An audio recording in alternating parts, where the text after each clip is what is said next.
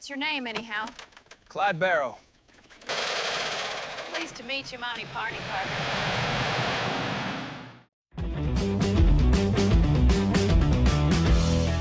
The cinema of the 70s is the cinema of Hollywood. The cinema of the 70s really started in 1967 with the release of Bonnie and Clyde. Battered old Lincoln pulled alongside, and you'll never believe who got out of that car. It was Bonnie and Clyde. Welcome to another show. Today, I'm going to look at the Bonnie and Clyde 1967 movie and compare it to The Highwaymen, as well as the Bonnie Parker story. Now, the thing is, I made this video before, but because of Warner Brothers and their limited allowing of video clips, they would not let me monetize the video, which I was fine with. I don't need to make money off it. But then they went and then just blocked the entire show. No one can watch it. So I'm going to redo it, and I'm going to have a little fun. Today I'm going to take scenes from the 1967 movie and replace Warren Beatty, Faye Dunaway, Gene Hackman et al. With the real people on which they are based. So I'm going to have a little fun. You'll see some clips, and hope you stay with it. Also going to take a brief look at other theatrical depictions of the Bonnie and Clyde story. Now let's look at the difference between the Bonnie and Clyde 1967 movie versus The Highwaymen from 2019. A comparison of two perspectives on a legendary crime spree. We'll also take a brief look at the Bonnie Parker story from the 1950s. The 1967 film Bonnie and Clyde is a groundbreaking classic that tells the story of Bonnie Parker and Clyde Barrow, notorious outlaws of the Great Depression, directed by Arthur Penn. The movie is celebrated for its stylish cinematography, charismatic performances, Warren Beatty and Faye Dunaway, and its bold portrayal of violence and rebellion. The film focuses on the criminals themselves and painted them as anti-heroes and cultural icons that helped redefine American cinema by blending romance, crime, and social commentary. Good afternoon, everyone. This is the Barrow Gang. Now, if everyone will just take it easy, no one will get hurt. Why don't we talk about something nice, like a hanging? So we're hot, so they're on our trail. We've been hot before, they've been on our trail before. How many bullets you got in you? 16, I think. Might be good to have a doctor look at you sometime.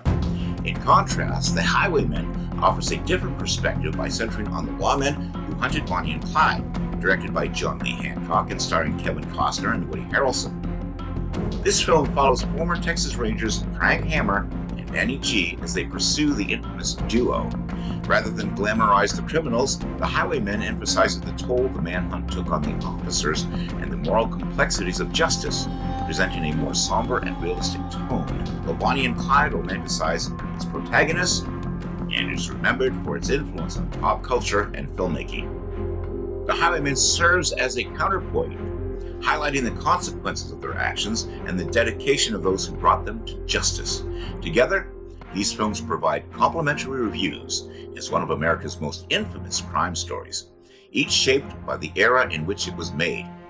Now let's look at the Bonnie Parker story from 1958, also Bonnie and Clyde from 1967. We got peanuts. General stores, freight offices. We'll be going after kids' piggy banks pretty soon. We hit 1,000,000 penny ante joints and we got the whole country after us. Both depict the infamous crime spree of Bonnie Parker and Clyde Barrow, but their approaches to storytelling and style are markedly different. The 1958 film, directed by William Whitney, presents Bonnie Parker as the central figure and frames the story in a more traditional crime drama format, emphasizing action and sensationalism. Its portrayal is less nuanced, focusing largely on Bonnie's criminal exploits and her rise in notoriety.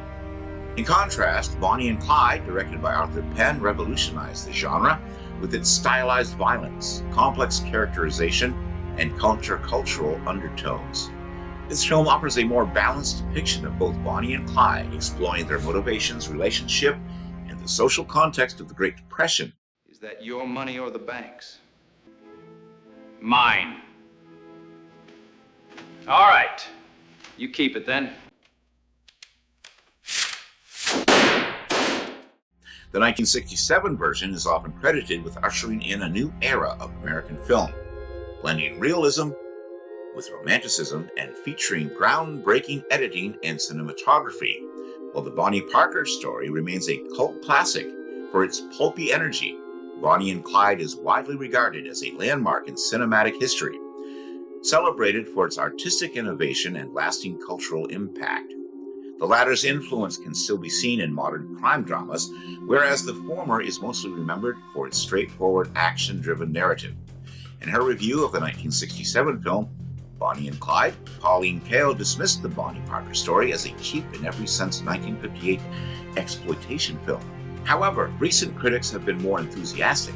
Bob Mastroianniello wrote, "The Bonnie Parker story is an obscure oddity that exists in the shadow of the far better-known Bonnie and Clyde.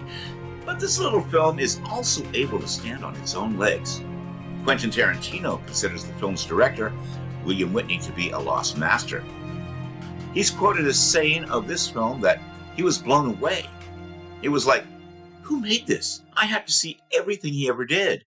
Elaine Lemon wrote in Senses of Cinema that other than the predictable final shootout, the Bonnie Parker story bears no other resemblance to the latter film, especially in terms of visual style, where it remains strictly in the B-movie tradition of American International Pictures, its production company.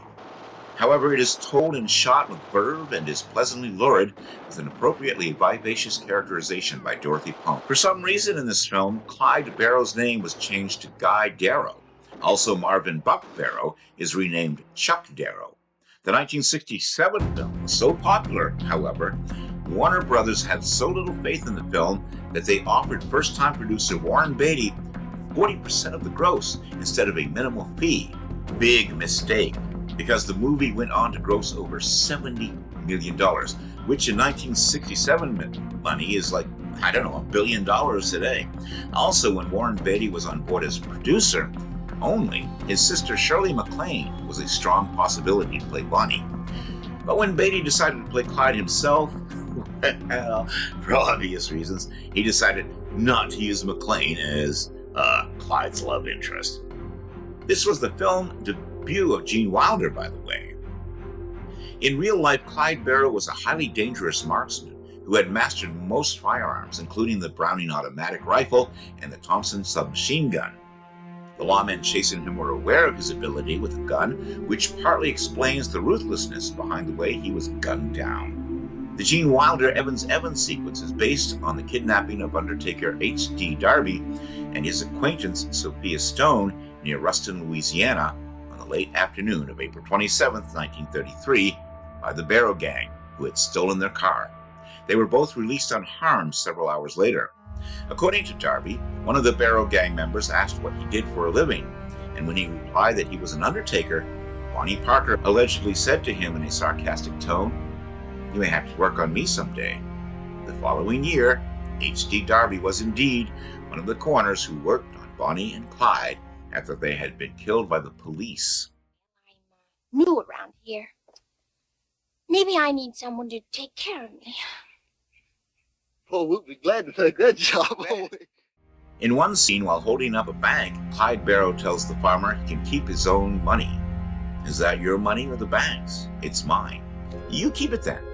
In real life, it was bank robber Pretty Boy Floyd who allowed a farmer to keep his own money during a holdup. Jack L. Warner told Warren Bader that he would only finance the film if it was filmed in the style of the Warner Brothers 1930s and 1940s gangster movies. When Beatty argued with him, Warner pointed to the water tower that dwarfs the Burbank back lot and told him that it was his name over the studio, his name only. Beatty walked over to the window and said to him, "They're my initials." Warren relented, but hated the final product. In this video, for the sake of expediency, we're not going to look at the numerous made-for-television type films, only theatrical releases, but we'll take a brief look at the television appearances. We'll do that right now. The Looney Tunes cartoon Bonnie and Clyde, We Rob Carrot Patches, 1968, is a parody, portraying them as rabbits killing carrots. A television film was broadcast in 1992 entitled Bonnie and Clyde, The True Story. In March 2009, Bonnie and Clyde were the subject of a program on the BBC series Time Watch. Bruce Beresford directed the television miniseries Bonnie and Clyde, which aired in 2013. In the 2016 episode of Timeless, Last Ride of Bonnie and Clyde, Season 1, Episode 9, Sam Strike portrays Clyde Barrow, and Jacqueline Byers portrays Bonnie Parker. The story of Bonnie and Clyde is parodied in Love Springfield style, an episode from the 19th season of The Simpsons with Marge and Homer in their title roles. In 2020, Bonnie and Clyde were some of the featured villains in Criminals of the Night episode, Season 5 of DC's Legends of Tomorrow, The Great British Bake Off, alongside fellow criminal Jack the Ripper. Now let's get on with the countdown. Claude? I've always loved you, Bonnie. At number 10, the romanticization of the couple. The movie portrays Bonnie and Clyde as glamorous, rebellious lovers, but in reality, the relationship was complicated and often tense. Bonnie was initially bored with her waitress job and sought excitement, while Clyde was a hardened criminal. The criminal past, their partnership was built on mutual attraction and shared anti-establishment views, but it was also marked by practical disagreements, shifting loyalties, and the pressure of their violent lifestyle. The film's portrayal downplays these tensions in favor of a stylized, often mythic narrative. It frames the crimes as adventurous escapades rather than calculated acts of self-preservation, and it romanticizes their camaraderie and shared fate. In contrast, historical accounts note that Bonnie and Clyde were pragmatic criminals who valued survival over romantic idealism, and their relationship was not consistently harmonious. Don't mess with Bonnie and Clyde. Next on the list, sensationalized violence. While the real Bonnie and Clyde were indeed violent, the film exaggerates gunfights and crime scenes for dramatic effect. The movie features gruesome close-up shots of blood and gore that were unprecedented in mainstream cinema at the time. For example, a bank employee is shot at point-blank range with blood exploding across the face before he falls from the moving car. Another scene shows Clyde's brother, Buck Barrow, being shot in the head with blood splattering across his face, and Blanche Barrow taking a shot in the eye, both with visible blood spray. These depictions were not just stylized, they were presented in a way that emphasized brutality, often with a mix of humor and shock. Before Bonnie and Clyde's violent deaths in films were typically quick, bloodless, or avoided entirely. Penn's films shattered the Hays Code ban on showing brutal killings in detail, especially involving women and children. This allowed for a level of realism and visceral impact that had never been seen in Hollywood before. While the film's violence was meant to be thrilling, it also misrepresented the real events. For example, the scene where Bonnie is shot during the escape that kills Buck Barrow and injures Blanche is entirely fictional. In reality, Bonnie escaped unharmed, and Clyde did not kill a lawman in response. Hey, where you been? I said, where you been? I wanted to make sure you had plenty of time. Did you dump the stuff? Yeah, I dumped it. Now, what took you so long? You take care of your end. I'll take care of mine. It's on our list. The characterization of Bonnie. Bonnie Parker was depicted as energetic and daring in the film, whereas historic accounts suggest she was more reserved and hesitant. Bonnie Parker was a bright, creative young woman from Rowena, Texas, who enjoyed poetry, stage performances, and the arts. She was described as personable, often the center of attention in her community, and not particularly aggressive in demeanor. Her criminal career began after meeting Clyde Barrow in 1930. She smuggled a gun into his jail cell to help him escape, showing loyalty and resourcefulness rather than a penchant for violence. Well, I might have a little something to say on that subject. Go ahead. I'm listening. Who do you think's running this outfit? Guy, I know who's running it. From now on, I am. While she participated in the gang's robberies and murders, she was not always the most active in confrontations, and her early criminal acts were often tied to protecting Clyde or following his lead. The contrast arises because the film's narrative was designed to appeal to a 1960s audience, framing Bonnie as a defiant, glamorous figure who chose to die with Clyde, symbolizing romanticized rebellion. In reality, Bonnie's personality was more measured, and her criminal choices were shaped by circumstances, loyalty, and the pressures of the Depression-era lawmen. In reality, Bonnie never fired a gun during their crimes. The film glamorized them as anti-heroes, which helped revive public interest in their story, but distorted the historical record. Next on the list, the gang member roles. Drop your rifle. Drop it. The film gives prominent roles to gang members, but in reality, some members were only involved for a short period and less centrally. C.W. Moss, played by Michael J. Pollard, in the movie is a composite character based on real associates like W.D. Jones, portrayed as a loyal and active participant in robberies. Buck Barrow, played by Gene Hackman, and Blanche Barrow, played by Estelle Parsons, appear in multiple scenes, with Buck shown as violent, loyal brother in arms, and Blanche as a sharp-tongued, somewhat inept but present member. Other figures like Henry, Joe Palmer, and others that are mentioned are shown briefly, but their roles are reduced to background or symbolic presence. The historical reality, however, shows the Barrow gang members shipped with fluid, with many associates joining and leaving quickly. Buck Barrow was indeed Clyde's older brother and joined the gang in 1933, participating in several robberies and shootouts, but he was killed in 1934 during a police raid in Platte City, Missouri. Clyde, we're surrounded. What are you doing? What does it look like I'm doing? Hey, Clyde, give me that thing. Fuck! Blanche Barrow was Buck's wife and joined the gang in Joplin, Missouri, but she was wounded in multiple shootouts and later imprisoned. Other members such as W.D. Jones, Henry Melvin, and Joe Palmer were involved in some crimes, but were not consistently central to the gang's operations. Some were only present for a few robberies before being replaced or killed. In the film, gang members are shown as active, recurring participants in the duo's crimes, contributing to the gang's family dynamic. He woke me up in the middle of the night. Bonnie, look, I got something for you. And then there he was, down on one knee, holding this pretty little thing. Next on the list is the family dynamics. The movie minimizes family ties and backgrounds. While the real Bonnie and Clyde maintained a strong connection with their families, the portrayal focuses on Bonnie Parker and Clyde Barrow as a couple whose relationship drives their criminal partnerships, downplaying the influence of their families on their choices and actions. This approach aligns with the film's broader aim to present them as a stylized, almost mythic couple, rather than as products of their environments.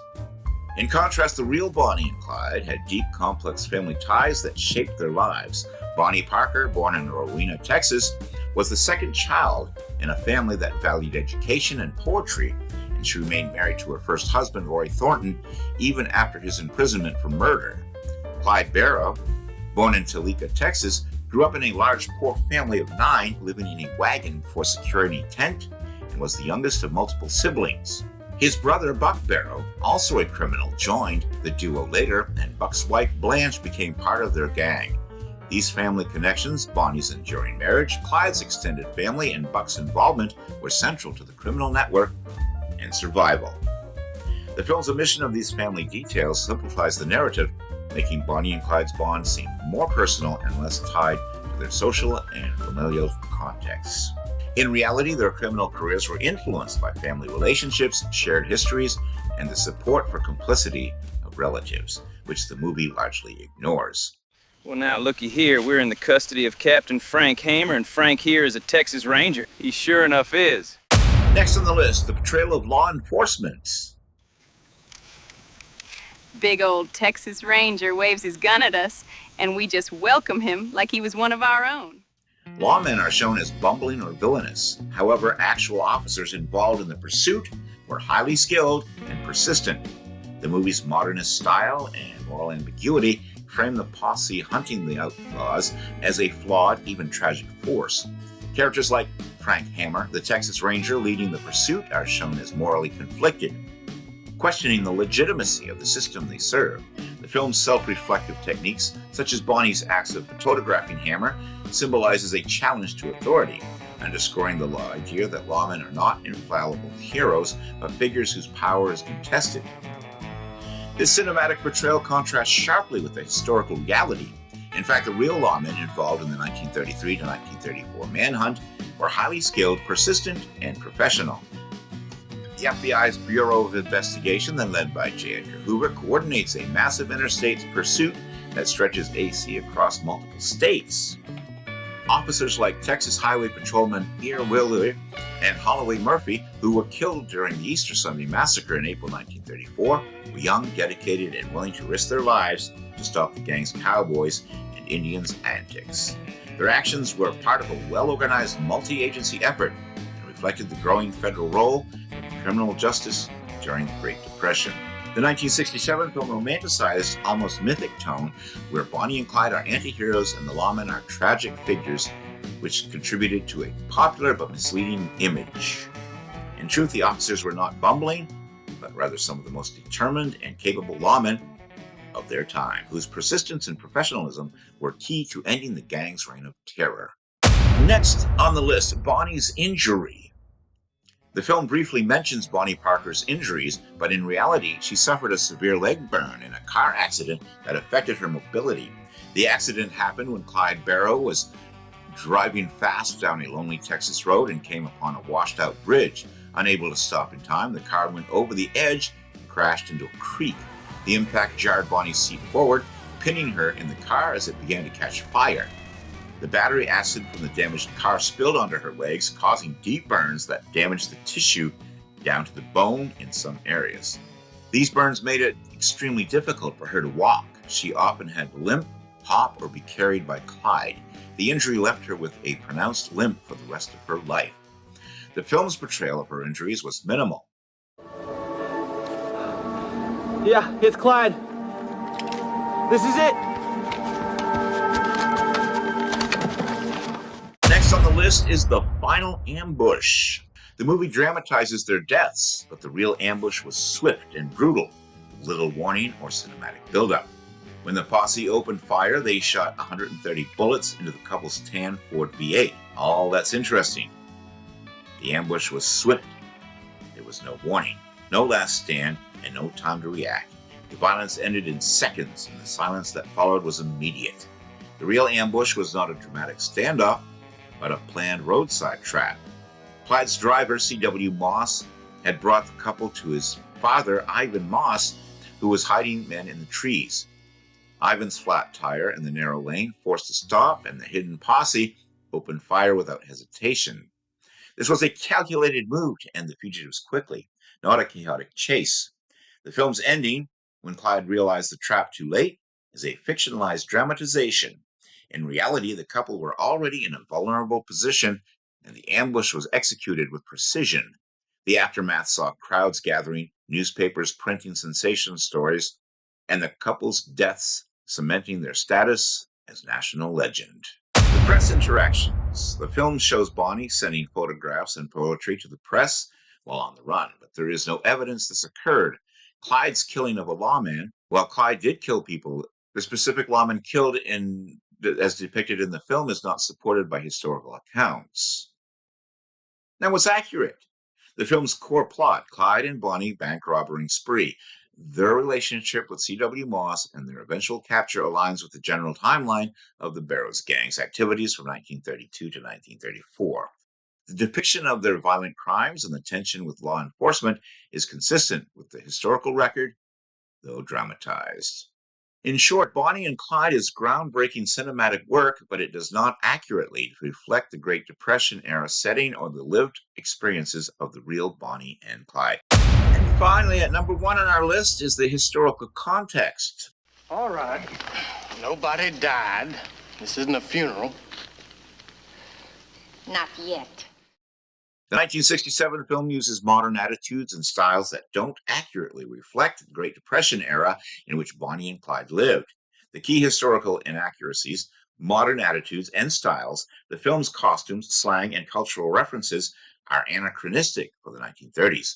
Bonnie and Clyde lived through the Depression, a time of economic hardship, limited consumer goods, and conservative social norms. The movie's upbeat, almost glamorized tone and contemporary fashion choices do not reflect the era's austerity or the couple's actual public image. And that was our show for today. What do you think? What was your favorite historical depiction of Bonnie and Clyde? Let me know your thoughts in the comments section below. And while you're at it, I'd be honored if you subscribe to my channel. Click that little bell to stay informed and check out the Carl Vincent Vampire Hunter franchise, which is also in the comments section. Until next time, this is Kevin Gibbons saying live long and prosper. May the force be with you and keep reaching for the stars.